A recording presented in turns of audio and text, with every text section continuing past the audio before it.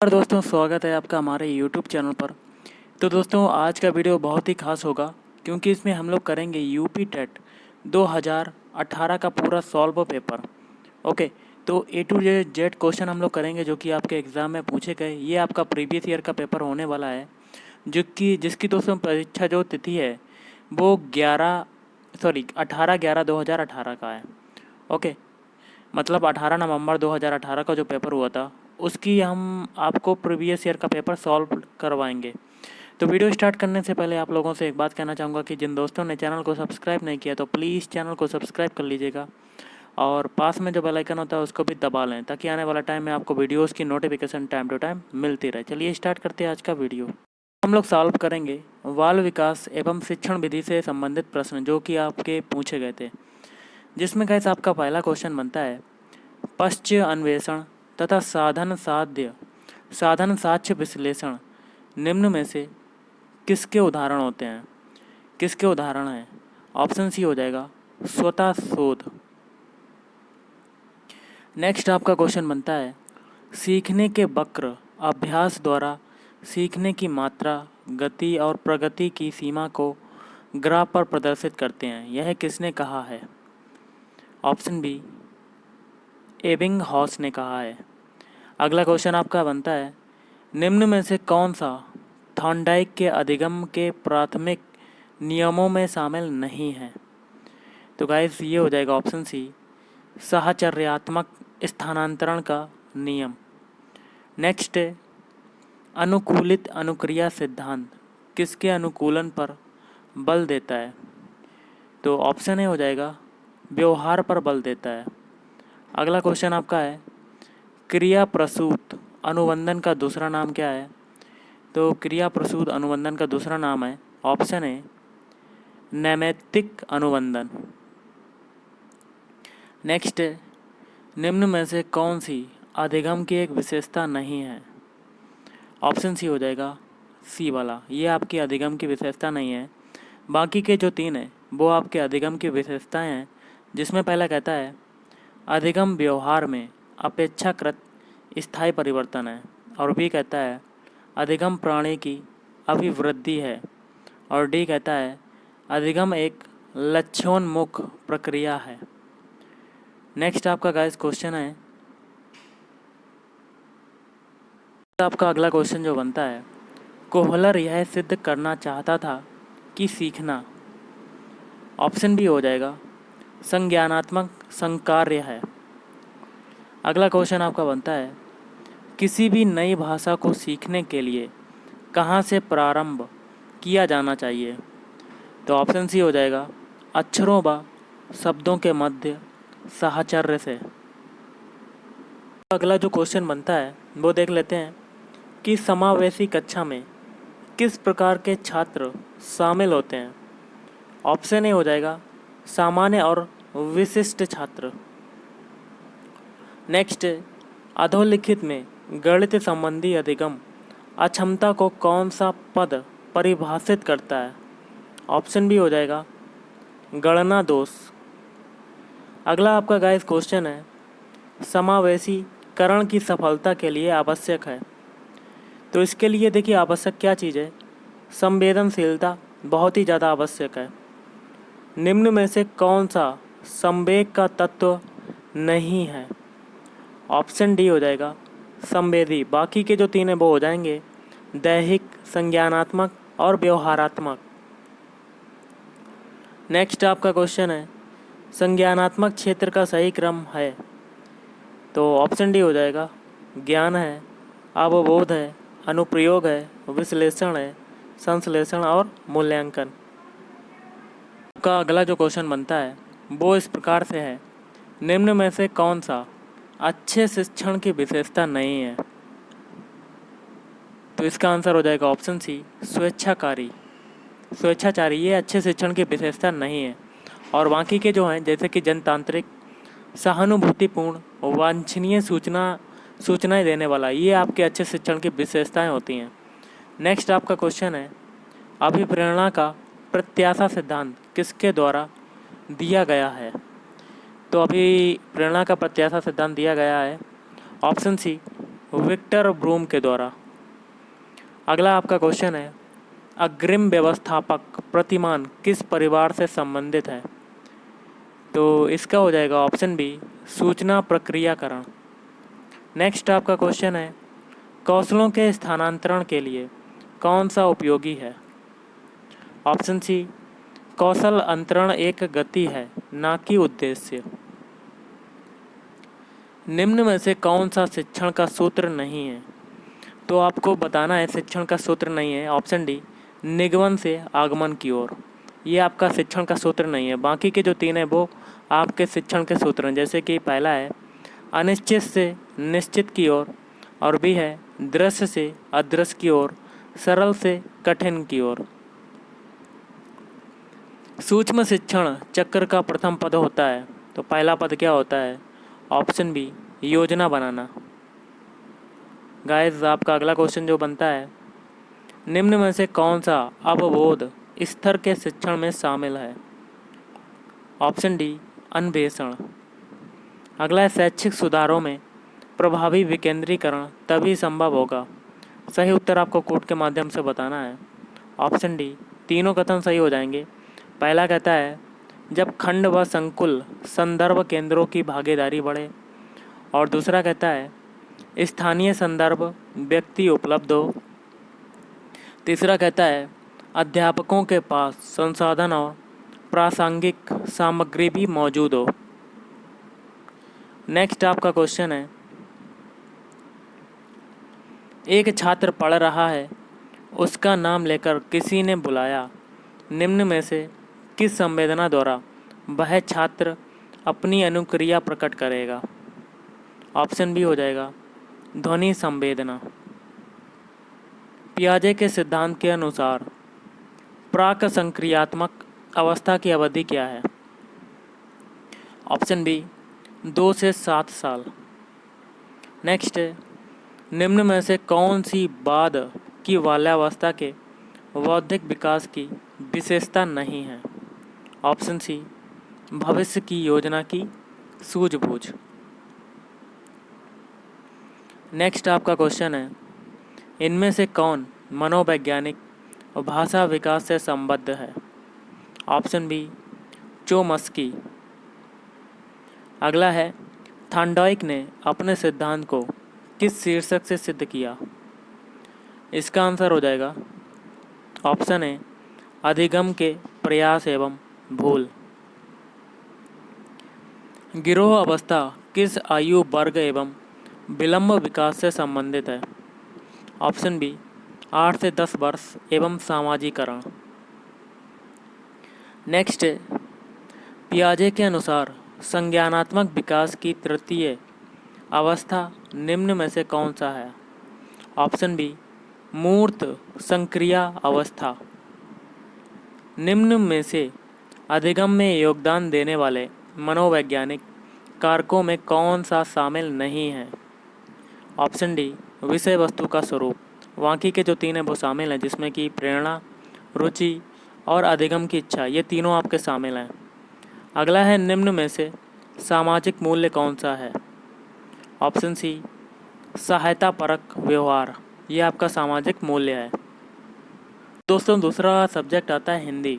अब हिंदी के क्वेश्चन कर लेते हैं जो कि प्रीवियस ईयर के एग्ज़ाम में पूछे गए हैं।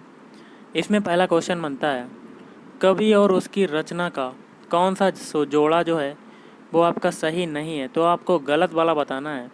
ऑप्शन डी, उद्धव शतक, जो कि भारतेंदु हरिश्चंद्र बता रहा है, ये नहीं होगा। बाकी के जो तीन हैं वो सही हो जाएंगे, जिसमें पहला कहता है शिवराज भूषण, ये किसके द्वारा लिखा गया है? भूषण के द्वारा। और शब्द रसायन, ये देव के द्वारा लिखा गया है। और परिमल, ये लिखा गया है सूर्यकांत त्रिपाठी निराला के द्वारा। लेखक और उसकी कृति के युगम में कौन सा युगम गलत है? तो ये हो जाएगा ऑप्शन डी, दर्शन, दिग्दर्शन। और ये लिखा है रामचंद्र ने, ये आपका नहीं लिखा है रामचंद्र ने। ओके, बाकी के जो तीन हैं वो सही हो जाएंगे। जैसे कि पहली कृति है बोलगा से गंगा, ये लिखा है राहुल सांस्कृत्यायन। और वी है सूरज का सातवां घोड़ा, ये लिखा है आपका धर्मवीर भारती। आर्यों का आदि देश, ये लिखा है डॉक्टर संपूर्णानंद। अगला है विराम चिन्ह की दृष्टि से कौन सा वाक्य अशुद्ध है? तो आपको गलत वाला बताना है। ऑप्शन सी, हाँ मेरा यही विचार है, मतलब आपको अशुद्ध वाक्य बताना था, ये अशुद्ध हो जाएगा, हाँ मेरा यही विचार है। बाकी के जो 3 हैं वो सही हो जाएंगे। ये आपके शुद्ध वाक्य हैं, जिसमें पहला कहता है वह ईमानदारी, परिश्रमी, कर्मठ और मृदुभाषी है। और भी है उसके पास धन, वैभव, नौकर चाकर आदि सब कुछ था। और डी है आप हमारे घर आना चाहते हैं तो आइए, ठहरना चाहते हैं तो ठहरिए। नेक्स्ट है कौन सा शब्द भिन्न अर्थ और प्रकृति का है? तो ऑप्शन डी, अधुनातन। अर्वाचीन शब्द का विलोम शब्द क्या होता है? तो इसका आंसर हो जाएगा ऑप्शन ए, प्राचीन। व्याकरण की दृष्टि से कौन सा शब्द आपका अशुद्ध है? तो अशुद्ध शब्द बताना है। तो ऑप्शन ए, विरहिणी। निम्न में से कौन सा युग्म गलत है? तो आपको गलत वाला बताना है। तो गाइस इसका हो जाएगा ऑप्शन बी, ये आपका गलत हो जाएगा। बाकी के जो 3 हैं वो सही हो जाएंगे, जिसका पहला है लुटिया डूबना, इसका मतलब क्या होता है? सारा काम चौपट होना। और सी वाला क्या कहता है? मुट्ठी गर्म करना, ये होता है रिश्वत देना। और डी कहता है माइका लाल, इसको कहते हैं साहसी व्यक्ति। अगला क्वेश्चन आपका है मेरी भव बाधा हरो, राधा नागरी सोए, जातन की झाई परे, श्याम हरित दुति होए। उपयुक्त दोहे में कौन सा अलंकार है? तो इस दोहे में जो आपका अलंकार हो जाएगा ऑप्शन सी, श्लेष अलंकार हो जाएगा। अगला है गौशाला में कौन सा समास है? तो गौशाला में जो समास है आपका तत्पुरुष समास है। देशभक्ति में कौन सा समास है? तो देशभक्ति में कौन सा हो जाएगा? ऑप्शन सी, तत्पुरुष समास। प्रागैतिहासिक में किस उपसर्ग का प्रयोग होता है? उपसर्ग जो होता है वो आगे वाला शब्द होता है, जैसे कि पहला हो जाएगा इसमें ऑप्शन है प्राक, मतलब प्रागैतिहासिक कैसे बना है? प्राग धन ऐतिहासिक, तो ये वाला जो हो जाएगा आपका उपसर्ग हो जाएगा। तुलसीदास किसकी कविता है? तो इसका आंसर हो जाएगा ऑप्शन डी, सूर्यकांत त्रिपाठी निराला। अगला है बहिष्कार का संधि विच्छेद क्या होता है? तो बहिष्कार का संधि विच्छेद आपका होता है ऑप्शन सी, बहिधन कार। गाइस आपका अगला क्वेश्चन है वैदेही वनवास, ये किसकी रचना है? तो वैदेही वनवास जो आपकी रचना हो जाएगी ऑप्शन है अयोध्या सिंह उपाध्याय, हरिऔध। अगला है निम्न में से पुल्लिंग शब्द का चयन कीजिए। तो 4 शब्द दिए गए हैं, इसमें से पुल्लिंग शब्द कौन सा हो जाएगा? तो ये हो जाएगा ऑप्शन सी, पखावज। नेक्स्ट है आपका है, देखिए दोस्तों गद्यांश है, इससे पढ़ के आपको आंसर देना है। तो निर्देश में क्या दिया गया है? दिए गए गद्यांश को पढ़कर निम्नलिखित प्रश्नों के सही विकल्प छांटिए। तो गद्यांश पूरा है, जैसे कि आप पढ़ लेते हैं। स्पष्टता, आत्मविश्वास, विषय की अच्छी पकड़ और प्रभावशाली भाषा में अपने विचारों और भावनाओं को व्यक्त करना ही संप्रेषण कला है, जो निरंतर अभ्यास से निखारी जा सकती है।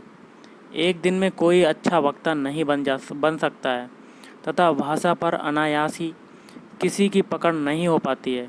इसी अभ्यास से स्वामी विवेकानंद ने जिस संप्रेषण कला का विकास किया था, उसने विश्व धर्म सम्मेलन में लाखों अमेरिका निवासियों को चकित और मोहित कर दिया था। तो गाइस इसमें पहला आपका क्वेश्चन बनता है कि संप्रेषण कला क्या नहीं है। देखिए संप्रेषण क्या होता है? कम्युनिकेशन होता है, जो आपसी मतलब आपस में विचारों को प्रकट करते हैं। तो गाइस इसका आंसर आपका हो जाएगा ऑप्शन है अलंकरण, ये आपका संप्रेषण कला नहीं है। बाकी के जो 3 हैं, जैसे कि आत्मविश्वास, प्रभावशाली भाषा, विचारों और भावनाओं को व्यक्त करना, ये होता है आपका कम्युनिकेशन या संप्रेषण। संप्रेषण कला का विकास किससे होता है? तो गाइस देखिए ये होता है आपका ऑप्शन है अभ्यास से। निम्न में से संयुक्त व्यंजन कौन सा नहीं है? तो गाइस इसका आंसर हो जाएगा ऑप्शन है या। बाकी के जैसे कि छा है, त्र है, ये आपको बताने कमेंट करके ये कौन से व्यंजन है। अगला है मृत्युंजय पद में कौन सा समास है? तो इसका आंसर हो जाएगा ऑप्शन सी, बहुव्रीहि समास है। अलंकार में किस उपसर्ग का प्रयोग है? तो गाइस इसका आंसर हो जाएगा ऑप्शन डी, अलम उपसर्ग का प्रयोग है।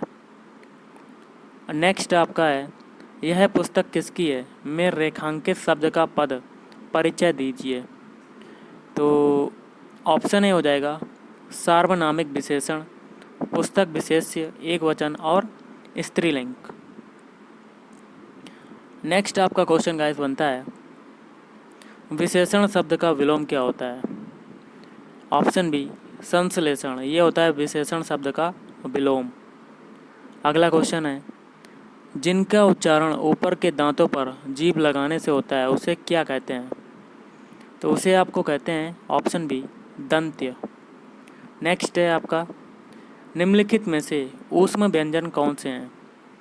तो ऊष्म व्यंजन कौन कौन से होते हैं? तो ऑप्शन ए हो जाएगा स स स। नेक्स्ट है, अत्यधिक का विलोम क्या होता है? तो अत्यधिक का विलोम होता है ऑप्शन ए, अत्यल्प।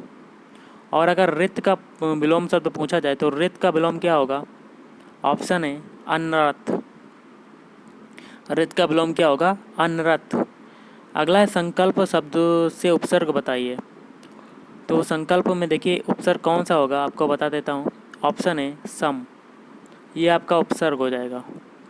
अगला है आपका, मुझसे खड़ा भी हुआ नहीं जाता, इस वाक्य का वाच्य क्या होगा?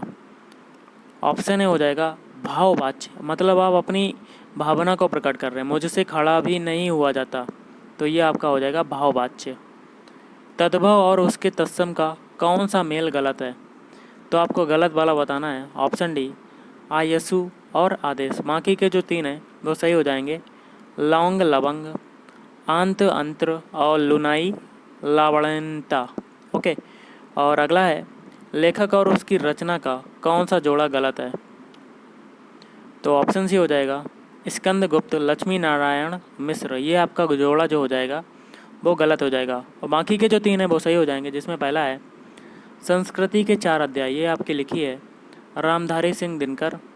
और रसज्ञ, ये लिखा है रसज्ञ रंजन, ये किसने लिखा है? आचार्य महावीर प्रसाद द्विवेदी। अशोक के फूल लिखा है आचार्य हजारी प्रसाद द्विवेदी। हम लोग पर्यावरण अध्ययन का पोर्शन सॉल्व करेंगे। इसमें पहला क्वेश्चन बनता है, इनमें से कौन वर्तमान राष्ट्रीय महिला आयोग की अध्यक्षा हैं? तो ऑप्शन भी हो जाएगा रेखा शर्मा। लेकिन अब कौन है आपको कमेंट करके बताना है। ये थोड़ा पुराना पेपर है ना 2018 का, तो उस हिसाब से मैंने आपको बता दिया। अगला है, लोकसभा और राज्यसभा की संयुक्त बैठक किसके द्वारा आहूत की जाती है? ऑप्शन ए, राष्ट्रपति के द्वारा। संविधान के किस भाग में पंचायती राज व्यवस्था संबंधी प्रावधान दिए गए हैं? तो IX हो जाएगा, ऑप्शन ए IX। अगला है, 74वें संविधान संशोधन का संबंध है? ऑप्शन बी, शहरी स्थानीय स्वशासन से। अगला है, किस गैस के वर्षा के पानी में घुलने से पानी का जो वर्षा का जो पानी होता है वो अम्लीय हो जाता है?